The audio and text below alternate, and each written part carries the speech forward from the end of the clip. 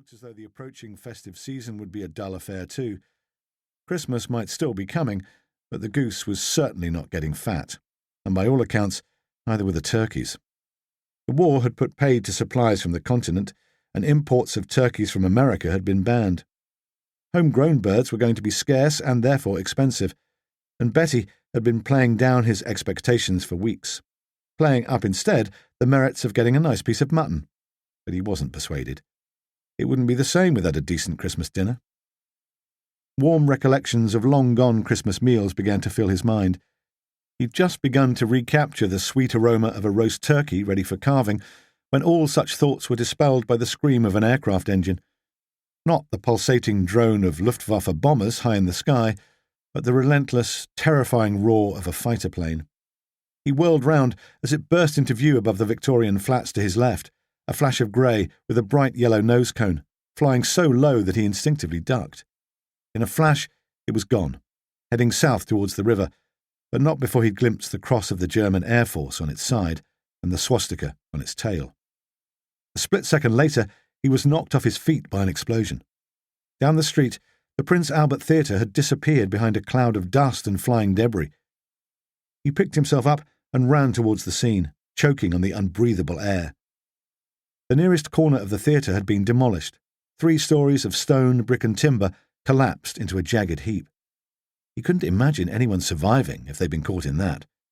But a heavy rescue squad would no doubt be there in moments to start digging. First, he must do what he could on his own.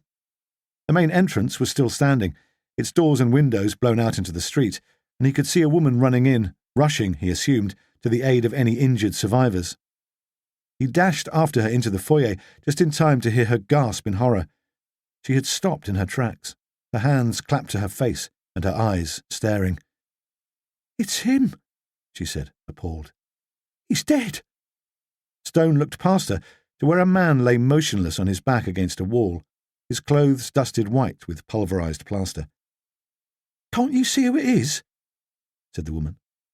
Stone peered more closely, and recognition dawned. First, the face, a very famous face, and then the hair. He'd cut it many times. It was Roy Radley, the comedian who'd once strutted the stage here and made it his own, now lying on the floor, lifeless. And there was something else. Something that suggested he was not the victim of a random bomb. What looked like a slim, dust-covered handle was sticking out of Radley's abdomen. "Oh!" the woman gasped again. "He moved! Look!" Stone had already seen it. An almost imperceptible movement in the handle as the man's abdomen rose by the tiniest fraction of an inch and fell again. There was breath in the body. He dropped to his knees in the debris beside the victim and touched his shoulder. Radley's eyes half opened and he whispered something. Stone slipped his steel helmet off so he could get his ear closer and spoke gently. "What did you say?" Radley struggled to speak. "God have mercy. Forgive," he said faintly, as his eyes closed again. "Do you want a priest? I'll send for one." "No, it's too late. I'm dying. Stay with me." Stone reached for Radley's hand and held it. "All right, I'm here." He turned to the woman who was standing nearby and watching. "Quick," he said.